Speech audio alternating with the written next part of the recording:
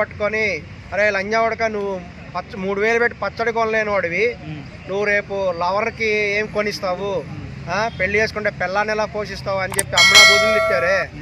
మరి ఇట్లా తిట్టినప్పుడు మహిళా సంఘాలన్నీ ఏం చేస్తున్నాయి? ఈ యొక్క చిట్టి పికెల్స్ కొంటే ఒకళ్ళకి పిల్లలు పుట్టారట. అంత గొప్ప పికెల్స్ అవి కనుక చూసి అడ్వర్టైజ్మెంట్ చూస్తే ఎవరికైనా సరే ఖచ్చితంగా పిల్లలు పుట్టే అవకాశం ఉంది. అంత గొప్ప పికెల్స్ ఉన్నప్పుడు మరి అన్వేష్ లాంటి వాళ్ళు ఎంకరేజ్ చేయాలి కదా. మరి ఒక సిటీస్కి సపోర్ట్ చేస్తూ వీడియోలు చేయడం చాలా మంది చూస్తున్నారు. దీని మీద కొంతమంది పాజిటివ్, కొంతమంది నెగిటివ్గా రియాక్ట్ అవుతున్నారు. మీరు ఎలా తీసుకుంటారు? ఈ నాన్ వేష్ అనేటువంటి ఆయన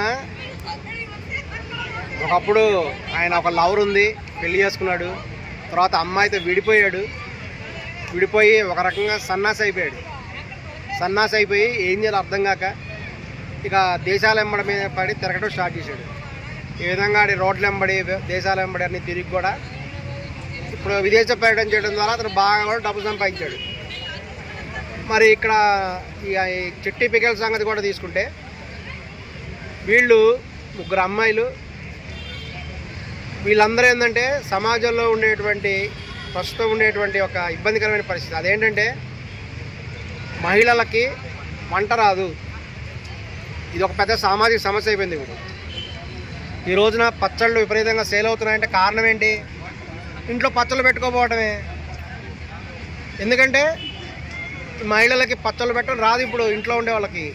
అందువల్ల ఈ బయట పచ్చళ్ళు అమ్ముడవుతున్నాయి. దీని అడ్వాంటేజ్గా తీసుకొని బయట పచ్చళ్ళ యొక్క రేట్లు పెరిగిపోవడానికి, పచ్చళ్ళ సేల్స్ పెరిగిపోవడానికి ఇది ఒక కారణం.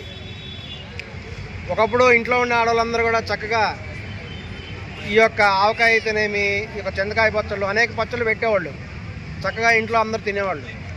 ఈ రోజున ఈ ఎడ్యుకేషన్ సిస్టంలో ఉన్న డ్రాబ్యాక్ కూడా అయి ఉండొచ్చు. ఆడవాళ్ళు చదువుకుంటున్నారు, మగవాళ్ళు చదువుకుంటున్నారు. దీనివల్ల ఏమైంది?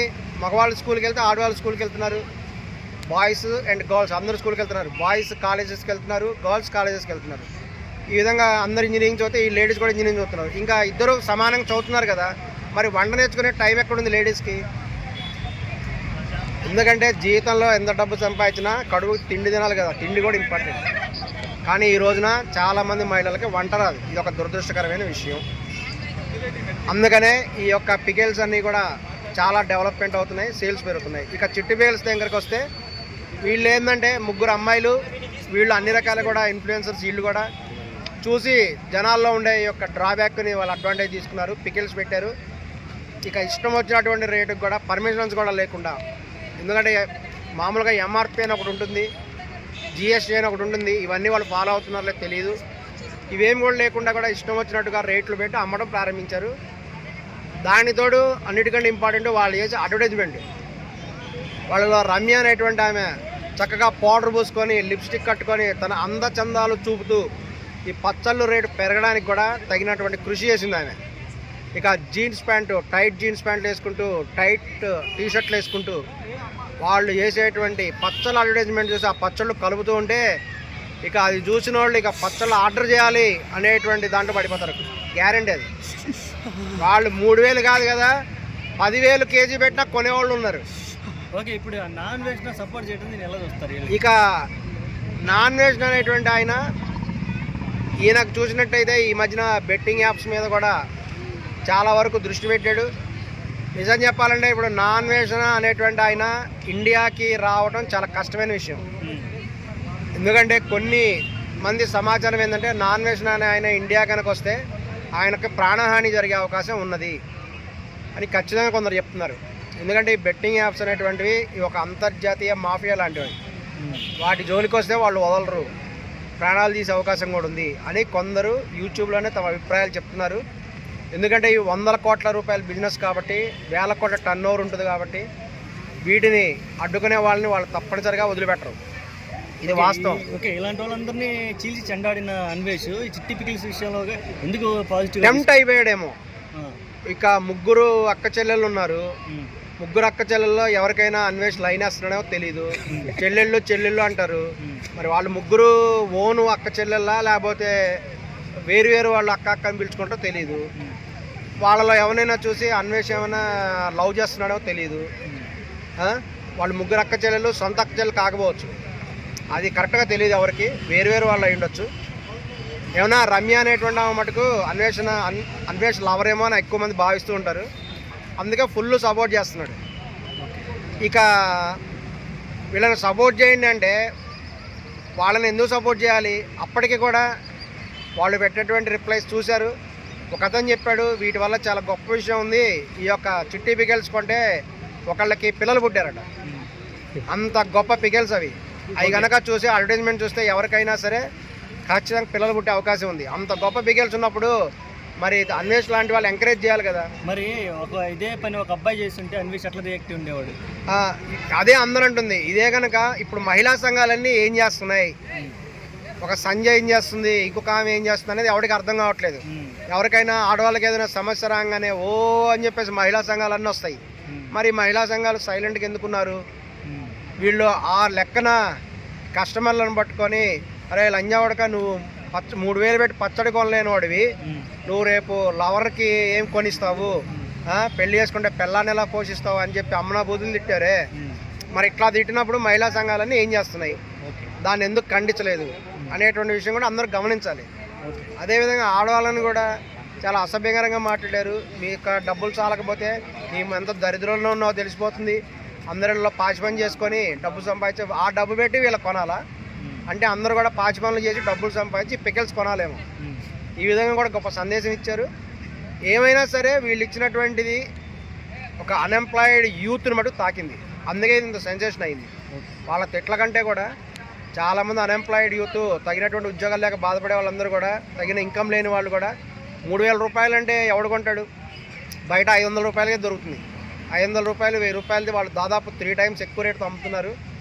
ఏమైనా వాళ్ళని చూసే కొంటున్నారు. ఈ పికెల్స్ టేస్ట్ ఎలా ఉన్నా సరే అమ్మాయిల అడ్వర్టైజ్మెంట్ చూసే, అమ్మాయిని చూసే, రమ్య ముఖం చూసే పచ్చళ్ళు కొన్నోళ్ళు ఎక్కువ మంది ఉన్నారు. ఇది వాస్తవం. ఏమైనా అన్వేష్ కూడా చెప్పింది కూడా ఖండిస్తున్నాము. ఎందుకంటే ఆయన ఏమంటారంటే వాళ్ళు సారీ చెప్పారు కదా వదిలేసేయండి అంటే, సారీ చెప్తున్న ఒకళ్ళకు చెప్పబడేటువంటి మెసేజ్ ఇంకొకళ్ళు పంపించారట. మరి ఇంతకుముందు చెప్పిన వ్యక్తికి ఎందుకు అటువంటి అసభ్యకరమైన మెసేజ్ పంపించారు? మరి దాన్ని సపోర్ట్ చేస్తున్నాడా? అన్వేషణ అనేటువంటి ఈ విషయం కూడా చెప్పాలి బహిరంగంగా. దీన్ని తీవ్రంగా ఖండించాలి. ఆల్రెడీ వాళ్ళ వాట్సాప్ కూడా పనిచేయట్లేదు. ఏమైనా మళ్ళీ వస్తారు. ఇప్పుడు పోయిందేం లేదు, తాత్కాలికంగా స్టాప్ అయ్యారు. చిట్టీస్కి చాలామంది ఫ్యాన్స్ ఉన్నారు, కోట్ల అభిమానులు ఉన్నారు. వాళ్ళు కూడా పాపం పెళ్లి చేసుకోవడానికి కట్టం ఇచ్చుకోలేక చాలా బాధలో ఉన్నారట. ఈ విధంగా డబ్బు సంపాదించి ఆ ముగ్గురు అక్క చెల్లెలు కూడా పెళ్లి చేసుకునే ఆలోచనలో ఉన్నారు. మరి అన్వేష్ గారు, మీరు అంత బాధగా ఉంటే మీరు ఇక్కడ ఇండియాకు రండి, వచ్చేసి చక్కగా వాళ్ళకి మ్యారేజ్ సెట్ చేయండి, మీరు పెళ్లి చేసుకోండి. ఈ విధంగా మేము మీకు సందేశం ఇస్తున్నాం. Okay, thank you. పరిస్థితి బాగా రెండు వాళ్ళని పెళ్లి చేసుకుంటారా ఆ ముగ్గురు చెల్లి? వాళ్ళకి కోట్లు కావాలి. పరిస్థితి బాగాలేనోడు మరి వాళ్ళు ఉన్న ప్రేమించిన ఏమైనా పెళ్లి చేసుకోవాలనుకుంటే వాళ్ళు అనేది ఏంది? ఆఫ్టర్ ఆల్ 3,000 పెట్టి పచ్చళ్ళు కొనలేని వాడివే రేపు పెళ్ళాన్ని ఏం పోషిస్తా ఉంటున్నారు.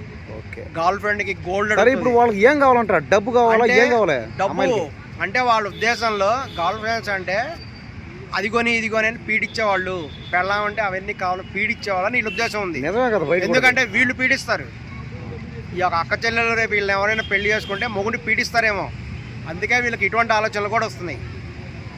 మొగుడి సంపాదనతో సంతోషంగా ఉంటాం కాదు, ఇంకా కోరికలు ఉండి ఇంకా డబ్బు కావాలి ఇంకా డబ్బు కావాలి అనేటువంటి పీడిస్తారేమో. ఆల్రెడీ ఇప్పుడు అందంగా ఉన్నారు, ఇంకొక 2 సంవత్సరాలు అయితే ముగ్గురు అక్క చెల్లెల ముఖం కూడా ఎవరు చూడరు.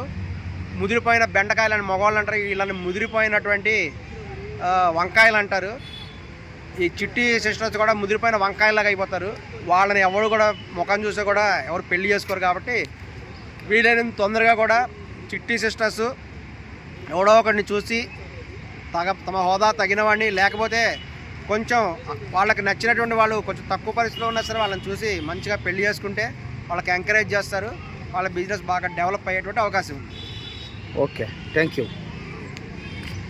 అతనేమి నిన్న మొన్న వచ్చినటువంటి ఫ్యాన్ కాదు కదా, ఇంట్లో ఉండడానికి సైకిల్ ఊరు మొత్తం తిరిగిద్ది. తెలుగుదేశం పార్టీ, టీడీపీ పార్టీ అంటే దేశం మొత్తం తిరిగిద్ది. ఆయన గురించి మన ఇండియా కంట్రీలో తెలియని రాష్ట్రం లేదు, మన ఇండియన్ వరకు తెలియని ముఖ్యమంత్రి లేడు, తెలియని డిప్యూటీ సీఎం లేదు. అటువంటి ఆయన మరి ప్రభుత్వం ఎలా ఉంటుంది అని చెప్పుకోవడం కంటే కూడా కళ్ళారా వీక్షిస్తున్న ప్రజలకి తెలుసు.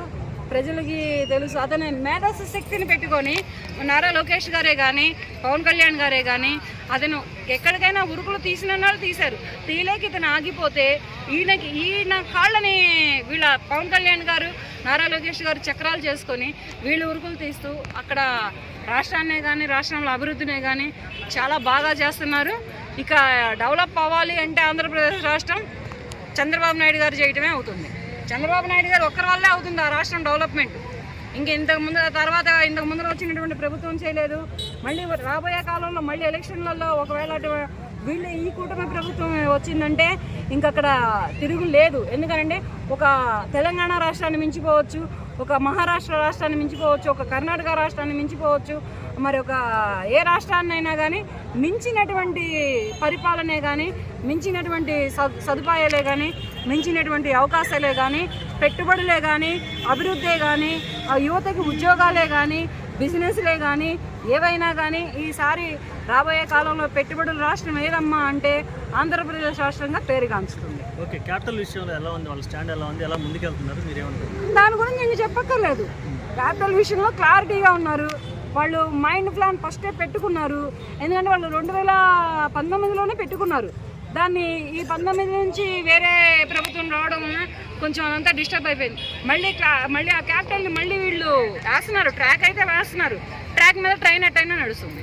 ఓకే, మంగళగిరి, విజయవాడ, అమరావతి ఈ పెద్ద సిటీస్ అన్నీ కలిపి మెగా సిటీగా అంటే ప్రపంచంలో పెద్ద మెగా సిటీగా ఏర్పాటు చేయడానికి ప్రయత్నాలు జరుగుతున్నాయి. దీన్ని ఎలా జరుగుతున్నాయి కాదు, జరుగుతాయి, చేస్తున్నారు. ఆల్రెడీ అవి అభివృద్ధి చేయడం స్టార్ట్ చేశారు వాళ్ళు. ఆ అభివృద్ధిలో భాగంగా మరి పెట్టుబడులు వస్తున్నాయి, బిజినెస్లు వస్తున్నాయి, విదేశాల నుంచి బిజినెస్లు కూడా వస్తున్నాయి. మన లూలు మాల్ కూడా బ్యాక్ వచ్చింది. లూలు మాల్ కూడా బ్యాక్ వచ్చింది. లూలు మాల్ రావడం వరకు చాలా మంది హర్షం వ్యక్తం చేశారు. అవును, మరి అప్పుడు ప్రభుత్వంలో వెళ్ళిపోయింది, వెనక్కి వెళ్ళిపోయింది. ఈ ప్రభుత్వంలో నేను ఎక్కడ నిలబడతారా బాబు, నా వల్ల కాదురా, నేను నా పుట్టింటికి వెళ్ళిపోదానని వెళ్ళిపోయింది.